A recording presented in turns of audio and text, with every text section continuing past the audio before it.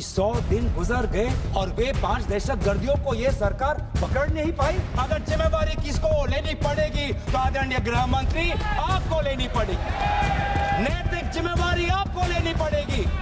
आप lieutenant governor के पीछे नहीं छुप सकते। सर कैमरा आएगा मेरे पे। देश के मुखिया सऊदी अरब में थे, पूरा कार्यक्रम उन्होंने संपूर्ण किया, वापस आए और वो पहलगाम में नहीं जा पाए और बिहार में जाके चुनावी भाषण दे रहे हैं। अगर पहलगाम में कोई गया तो हमारा नेता राहुल गांधी कि बेसारन में जहां पर 1000 लोग जाते हैं, खुशियां मनाते हैं, कैसे 5 दहशतगर्द वहां पर जाकर 26 लोगों की गोलियों से छलनी करते हैं। ये बात, ये सूचना रक्षा मंत्री ने नहीं दी। इस दहशत के ऊपर, इस डर के ऊपर आदरणीय राजनाथ सिंह एक शब्द तो कहते हैं। आज ये खुद कह रहे हैं कि हमारा मकसद युद्ध का नहीं था। हम पूछना चाहते क्यों नहीं था, होना चाहिए था। आज उन्होंने खुद कहा कि हमारा मकसद जमीन लेने का नहीं था। क्यों नहीं था? पाकिस्तान ऑक्यूपाइड कश्मीर अगर आज नहीं लेंगे तो कब लेंगे? आपके समय में उरी हुआ, आपके समय में पुलवामा हुआ और आपके समय में आज पहलगाम हुआ। ऐसी ये क्या पाबंदी है कि सीडीएस को ये कह रहे हैं कि हमारे लड़ाकू जहाज ने पहले दिन गलतियां की, गलतियां हमने सुधारी और दूर से हमने आक्रमण किया। जो सरकार चीन को लाल आंख दिखाने की बात करती है, एक बार भी आपने चीन का उजागर अपने भाषण में क्यों नहीं किया? हम आदरणीय प्रधानमंत्री मोदी जी से जानना चाहते थे, अगर पाकिस्तान वाकई में अपने घुटने टिकने के लिए तैयार था तो आपने क्यों रुका? आप क्यों रुके और किसके सामने आप झुके? किसके सामने आपने सरेंडर किया? श्री गौरव गोगोई।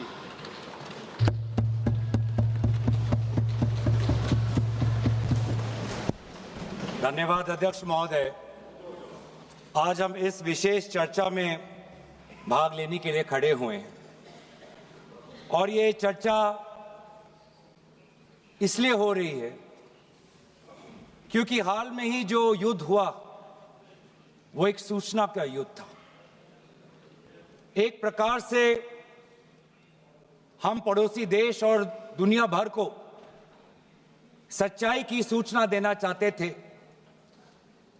और कुछ ऐसे ताकत थे, ऐसी शक्तियां थी जो भ्रम का सूचना सारे देश में, सारे दुनिया में फैला रहे थे। और इसीलिए इस चर्चा का विशेष मांग ये है कि आज सच्चाई सदन में आनी चाहिए। सच्चाई पहलगाम की आनी चाहिए, सच्चाई ऑपरेशन सिंदूर की आनी चाहिए, सच्चाई विदेश नीति की आनी चाहिए।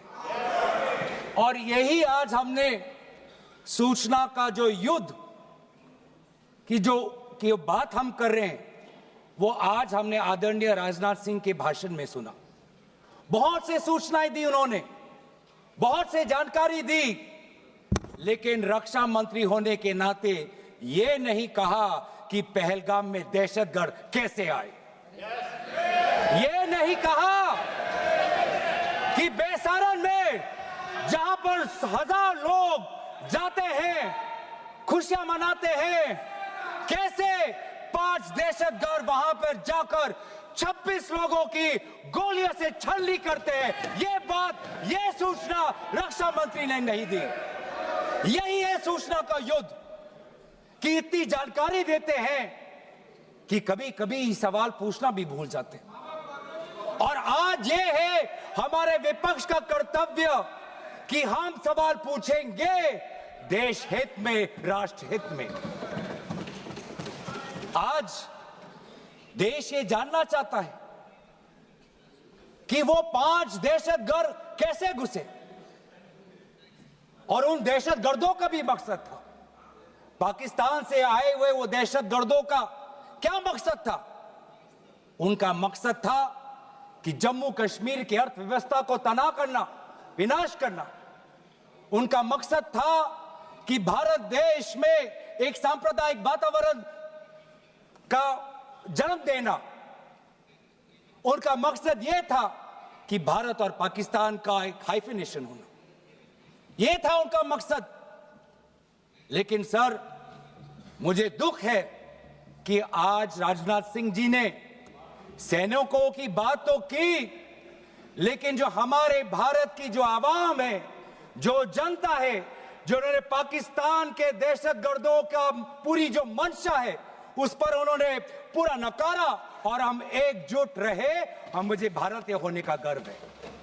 हमने देखा बेसारन में कि किस प्रकार से जम्मू और कश्मीर के लोगों ने पूरे देश भर से आए हुए जितने भी पर्यटक थे उनकी मदद की। हमने ये देखा कि किस प्रकार से देश भर के जो पर्यटक जो जम्मू कश्मीर में थे उन्होंने अपने जम्मू कश्मीर के भाइयों को धन्यवाद दिया।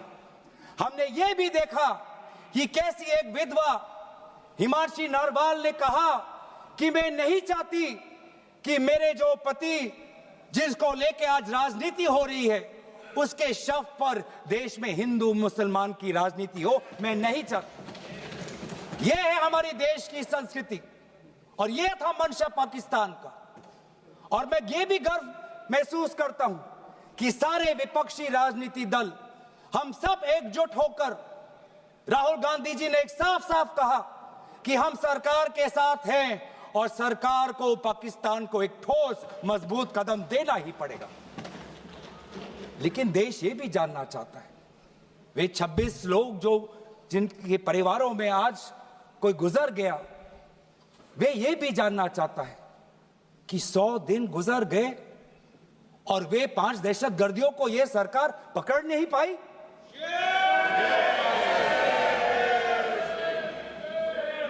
देश के वो लोग ये भी जानना चाहते हैं कि ये जो 5 दहशतगर्दे थे, दहशतगर्दी जो आए टेररिस्ट, निश्चय इनको किसी ने पनाह दी, निश्चय इनको किसी ने जानकारी दी, निश्चय ये पूरा जो 1 घंटा का जो उन्होंने गोला बारूदी की उसके बाद ये फरार हो गए, उनको फरार होने में भी किसी ने उनकी मदद की। और आज भी ये 100 दिन हो गए और सरकार के पास कोई जवाब नहीं। आज आपके पास ड्रोन है, आपके पास पेगासस है, आपके पास सैटेलाइट है, वहां पे सीआरपीएफ है, वहां पे बीएसएफ है, वहां पे सीआईएसएफ है, वहां पे आदरणीय गृह मंत्री कुछ दिन पहले ही गए थे पूरा रिव्यू लेने के लिए और आप किसी को पकड़ नहीं पाए। ये कैसी है, ये कैसा बंदोबस्त? आपने कहा कि आर्टिकल 370 के चले जाने के बाद जम्मू कश्मीर सेफ है, जम्मू कश्मीर में आइए, लोग आए, लोगों ने अपने आप को सुरक्षित महसूस किया। लेकिन बेसारन में देखा कि कितने वो निहत्थे थे, कितने वो असहाय थे कि लगभग 1 घंटा लगा एक एम्बुलेंस उनके पास पहुंचने के लिए। पुलिस पर अगर आर्मी भी आई तो चल के आई। और सर, मैं वो नजारा भूल नहीं सकता, एक मां और एक बेटी चल के नीचे आ रही थी, एक भारत के सिपाही को देखा और सिपाही को देखकर वो रो पड़े, खुशी से नहीं, डर से, क्योंकि उनको लगा कि वे दहशतगर्द जिन्होंने सिपाहियों का यूनिफॉर्म पहनकर वहां पर लोगों को मारा, आज वही दहशतगर्द आज पहाड़ के नीचे उनका इंतजार कर। उस भारत के सिपाही को कहना पड़ा कि मैं भारतीय हूं, तुम डरो मत, मैं भारतीय हूं, तुम सेफ हो, सुरक्षित हो। ऐसा दहशत उन्होंने महसूस किया। इस दहशत के ऊपर, इस डर के ऊपर आदरणीय राजनाथ सिंह एक शब्द तो कहते, आप एक शब्द तो कहते। ये आपकी भी जिम्मेवारी है राजनाथ जी, ये आपकी भी जिम्मेवारी है, रक्षा मंत्रालय का भी जिम्मेवारी है। बार बार हम ये देख रहे हैं सर कि आदरणीय गृह मंत्री जाते हैं, कहते हैं कि बहुत अच्छा बंदोबस्त हो गया है, टेररिज्म के हमने उनकी रीढ़ की हड्डी तोड़ दी। तब भी उरी होता है, तब भी बालाकोट, तब भी पुलवामा होता है, तब भी पहलगाम होता है। अंत में जाके जिम्मेवारी कौन लेता है? जम्मू कश्मीर के लेफ्टिनेंट गवर्नर नहीं। अगर जिम्मेवारी किसको लेनी पड़ेगी तो आदरणीय गृह मंत्री आपको लेनी पड़ेगी, नैतिक जिम्मेवारी आपको लेनी पड़ेगी। आप लेफ्टिनेंट गवर्नर के पीछे नहीं छुप सकते, आप लेफ्टिनेंट गवर्नर के पीछे ये केंद्र सरकार नहीं छुप सकती, क्योंकि गृह मंत्री खुद वहां पे थे कुछ ही हफ्ते पहले, खुद उन्होंने सिक्योरिटी का रिव्यू लिया, कि आपके पास जानकारी नहीं थी। और सर, ये सरकार इतनी कमजोर, ये सरकार इतनी बुजदिल कि आज उन्होंने इस सर में क्योंकि उन्होंने अगर इसका किसी का दोष दिया तो टूर ऑपरेटर्स को दोष दिया कि टूर ऑपरेटर्स बिना अनुमति के द्वारा, बिना लाइसेंसेस के द्वारा लोगों को बेसहारा ले जा रहे, हमें तो पता ही नहीं था। ये है इनका कारण, ये बताना चाहते हैं। तो सर, यही तो दुख की बात है कि कहीं ना कहीं एक सरकार में एक अहंकार आ चुका है। इंटेलिजेंस और सिक्योरिटी जो फ्रेमवर्क है, एस्टैब्लिशमेंट है, जो लोग हैं जो निर्णय लेते हैं इंटेलिजेंस और सिक्योरिटी की, आज उनमें एक अहंकार आ गया है कि चाहे जितनी भी बड़ी गलती हो उन पर कोई सवाल नहीं उठा सकता। लेकिन आज हम सवाल उठा रहे हैं, आज हम सवाल उठा रहे हैं, आज हम सवाल उठाएंगे।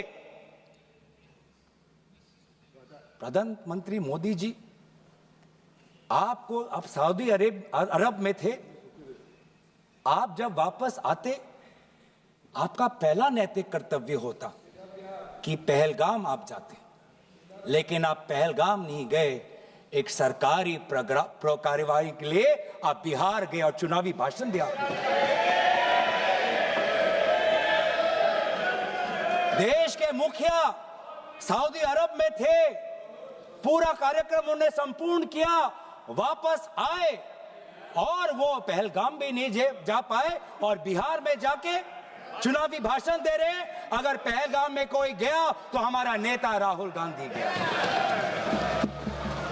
अगर पहलगाम में जो लोगों की मृत्यु हुई उनके लिए अगर शहादत की मांग कोई कर रहा है तो हमारा दल का नेता राहुल गांधी कर रहा है। राहुल गांधी जी बदामी के कंटोनमेंट में गए। सर, मैं बोलूं? Sir, house in order.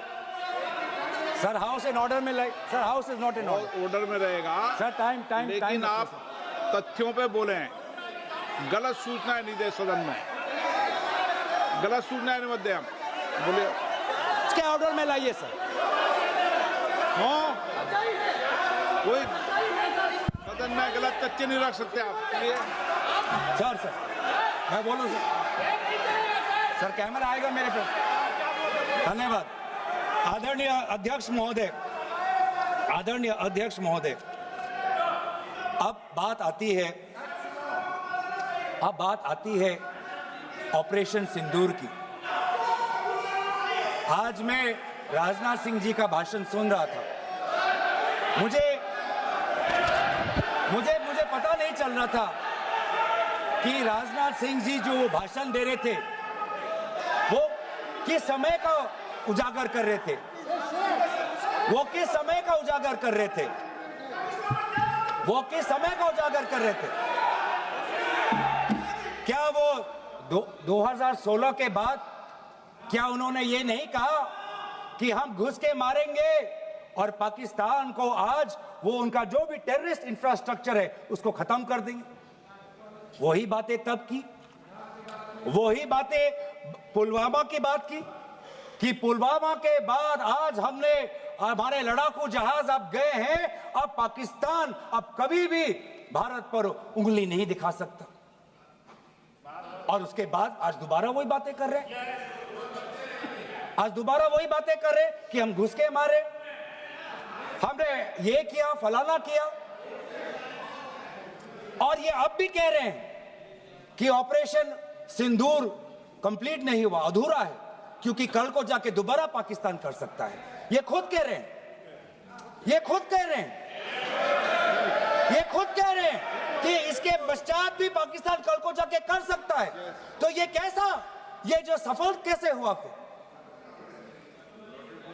क्या सफल हुआ? आज ये खुद कह रहे हैं कि हमारा मकसद युद्ध का नहीं था। हम पूछना चाहते क्यों नहीं था, होना चाहिए था। आज उन्होंने खुद कहा कि हमारा मकसद जमीन लेने का नहीं था। क्यों नहीं था? पाकिस्तान ऑक्यूपाइड कश्मीर अगर आज नहीं लेंगे तो कब लेंगे? ये उन्होंने खुद कहा, इन्होंने खुद कहा कि हमारा मकसद था टेररिस्ट के इंफ्रास्ट्रक्चर पर आक्रमण करना, तो क्या हमने उरी के समय नहीं किया? क्या हमने पुलवामा के समय नहीं किया? लेकिन उसके पश्चात भी पाकिस्तान का इतना साहस कि आज उन्होंने पहलगाम में जो पिछले 20 वर्षों में हमारे भारतीय नागरिकों पर सबसे दर्दनाक अगर हमला हुआ है तो आपके समय पे हुआ है। आपके समय में उरी हुआ, आपके समय में पुलवामा हुआ और आपके समय में आज पहलगाम हो रहा है। कुछ बातों का उजागर किया, कुछ किताबों का भी उजागर किया। ये नई प्रक्रिया है सर, हर चर्चा में आदरणीय भाजपा के नेता एक किताब उठा लेते हैं, जानकारी दे रहे थे। हमें नहीं सर, ब्लूमबर्ग को क्या जानकारी दिया,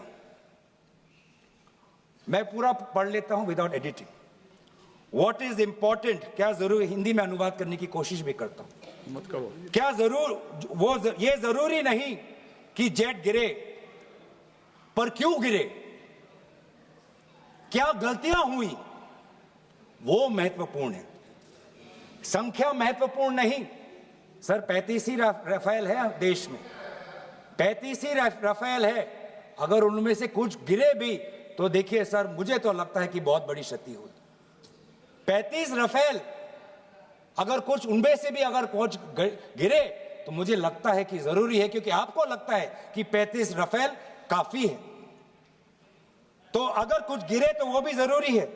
और उन्होंने उसके बाद ये कहा कि ये बात अच्छी है कि हमने अपनी गलतियों को समझा, उसको सुधरा, और 2 दिन बाद हमने अपने जेट को उड़ाए और दूर से हमने आक्रमण किया। सर, ये मैं थोड़ी जानकारी चाहूंगा। हमारे पास जो हमें ये संदेश मिलता है कि दुनिया के सबसे बढ़िया और बेहतरीन लड़ाकू जहाज हमारे पास है, सबसे बेहतरीन पायलट हमारे पास है, तो सीडीएस को ऐसा क्या कहना पड़ा, ऐसा क्या परिस्थितियां हैं कि हमारे पायलट, हमारे लड़ाकू जहाज क्लोज रेंज में नहीं जा सकते, उनको दूर से ही फायर करना पड़ता? ये क्या है? ये क्या पाबंदी है? ऐसी ये क्या पाबंदी है कि सीडीएस को ये कह रहे हैं कि हमारे लड़ाकू जहाज ने पहले दिन गलतियां की, गलतियां हमने सुधारी और दूर से हमने आक्रमण किया? क्या हम पास से नहीं कर सकते? ये जानकारी हमें दे। हम ये जानना चाहते हैं कि lieutenant general Rahul R Singh ने सदन के अंदर नहीं, सांसदों को नहीं, राजनीतिक दलों के फ्लोर लीडर्स को नहीं, फिक्की में जाके कहा, क्या कहा उसका भी मैं हिंदी में अनुवाद करता हूं कि पाकिस्तान तो सिर्फ फ्रंट पे था और पाकिस्तान के पीछे चाइना उनके पूरी तरीके से समर्थन कर रहा है। ऐसी कोई आश्चर्य की बात नहीं होनी चाहिए, क्योंकि पिछले 5 वर्षों में लगभग 80% मिलिट्री हार्डवेयर पाकिस्तान को सब पूरा चाइना से मिल रहा है। तो सर, मैं आज पूछना चाहूंगा आदरणीय राजनाथ सिंह जी से, जो सरकार चीन को लाल आंख दिखाने की बात करती है, एक बार भी आपने चीन का उजागर अपने भाषण में क्यों नहीं किया? आर्मी कर रही है, आर्मी के कह रही है, आर्मी कहती है कि आज कि सिर्फ चीन और पाकिस्तान का ये 2 फ्रंट नहीं, अब 3 फ्रंट का भी हो सकता है, कन्वर्जेंस हो सकता है चीन, पाकिस्तान और बांग्लादेश को लेकर। लेकिन मैं सरकार को याद दिलाना चाहूंगा कि ये जो 2 फ्रंट की जो बात थी, इस बात की शुरुआत किसने की थी? इस बात की चेतावनी किसने दी थी? इस बात की चेतावनी इसी सदन में हमारे दल के नेता राहुल गांधी जी ने दी थी। और यही हम जानना चाहते हैं, यही हम जानना चाहते हैं कि आज जो युद्ध हुआ, इसमें पाकिस्तान को चीन से कितना समर्थन मिल रहा है। हम सेना से नहीं, आज हम आदरणीय राजनाथ सिंह जी से और प्रधानमंत्री मोदी जी से जानना चाहते हैं।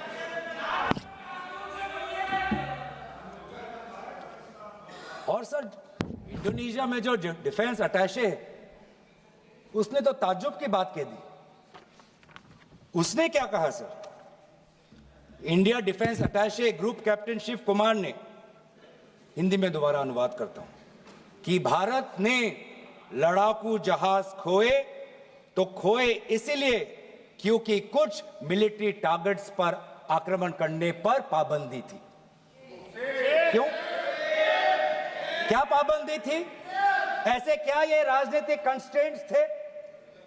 आपने कहा कि 9 टारगेट पे हमने आक्रमण किया, लेकिन हमें यह भी सूत्रों से जानकारी और मीडिया में आया है, और लेफ्टिनेंट जनरल राहुल सिंह ने खुद कहा कि पहले 21 टारगेट्स चुने गए थे और 21 से फिर 9 हुए। क्यों हुए? क्यों हुए?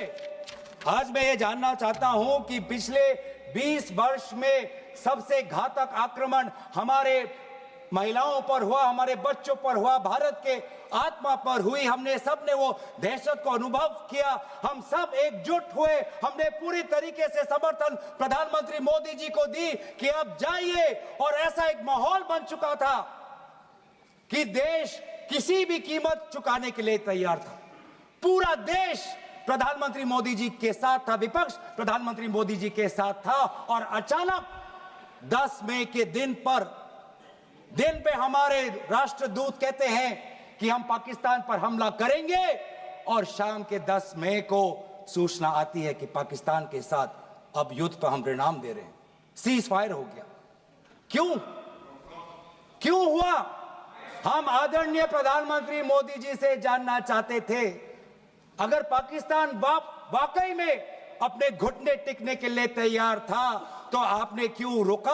आप क्यों रुके? और किसके सामने आप झुके? किसके सामने आपने सरेंडर किया? किसके सामने आपने सरेंडर किया? वो अमेरिका के राष्ट्रपति जो 26 बार आज कह चुके हैं कि व्यापार को लेकर उन्होंने भारत और पाकिस्तान को सतर्क किया और दोनों को मजबूर किया कि वो इस जंग को छोड़े। 26 बार। आज राष्ट्रपति ट्रंप खुद कहते हैं कि 5-6 जेट गिरे हैं। एक जेट करोड़ अरब रुपयों का है, मिलियंस एंड मिलियंस का है। इसलिए हम जानना चाहते हैं, आज हमें स्पष्ट रूप से आदरणीय राजनाथ सिंह जी बताएं, देश पर विश्वास करें, देश में वो साहस है सच्चाई सुनने की। आज आप बताएं कितने लड़ाकू जहाज गिरे?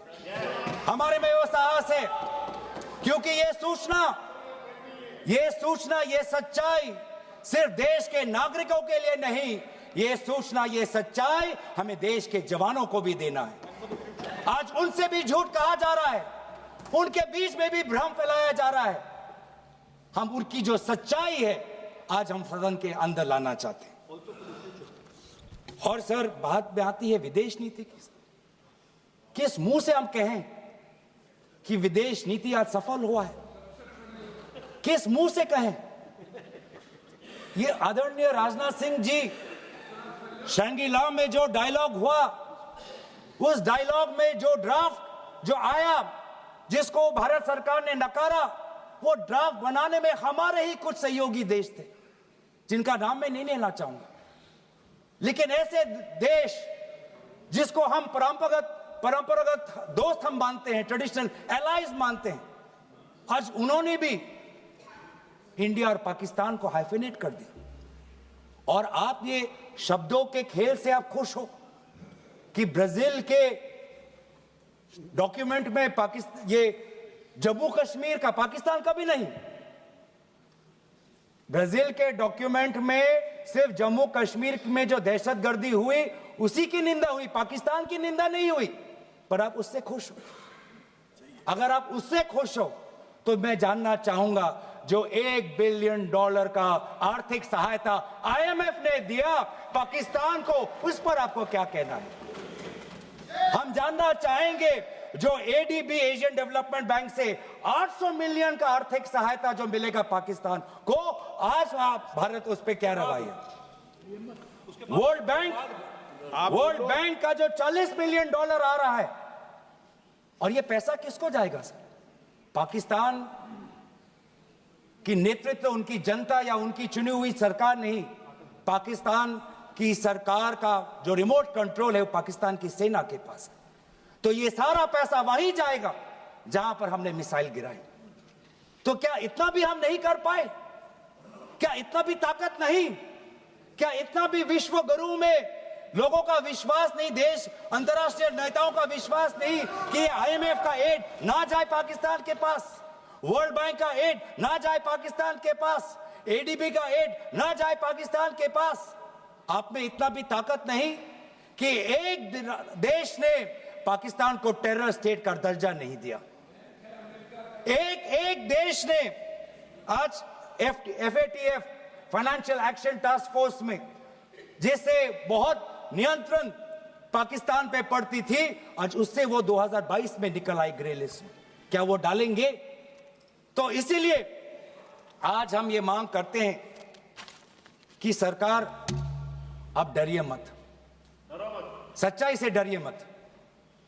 उस दिन भी देश सरकार के साथ दहशतगर्दी के खिलाफ खड़ा था, विपक्षी दल सरकार के साथ खड़े हैं, और आज भी दहशतगर्दी के खिलाफ सच्चाई के पक्ष में देश और विपक्ष आज सरकार के साथ। आप हमें अपना दुश्मन ना समझे,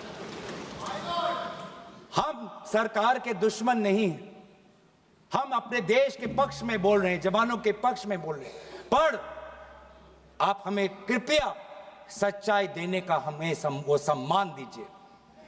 सच्चाई सुनने का अधिकार हमारा है, और जितने बार आप झूठ और भ्रम फैलाएंगे, हम उतनी बार आपको पूछते जाएंगे कि आपने क्या किया। और इसीलिए आज मैं खड़ा हूं। अपेक्षा बहुत की थी कि पहलगाम का उजागर होगा, आदरणीय गृह मंत्री नैतिक जिम्मेवारी लेंगे, राष्ट्रीय सुरक्षा सलाहकार नैतिक जिम्मेवारी लेंगे, और प्रधानमंत्री मोदी जी कहेंगे क्यों उन्होंने ऑपरेशन सिंदूर, जो अंतिम अंजाम था, हमें तो मीडिया में सुनते हुए ऐसा लगा कि हम कराची में उठेंगे। मीडिया में हमारे भारत की मीडिया जो जिनको सूचना आपसे ही मिलती है, उनका सुनने में लगा कि आज तो हम फतह करके ही रहेंगे, लेकिन पता चला कि नहीं, कहीं ना कहीं हमारे पैर डगमगा गए, और जो अंतिम परिणाम था उससे पीछे हम हट गए। हमें पीछे नहीं हटना, हमें आगे बढ़ना है, सच्चाई के साथ, लोकतंत्र के पक्ष में। इन्हीं बातों के साथ मैं अपना पक्ष समाप्त करता हूं। धन्यवाद। जय हिंद।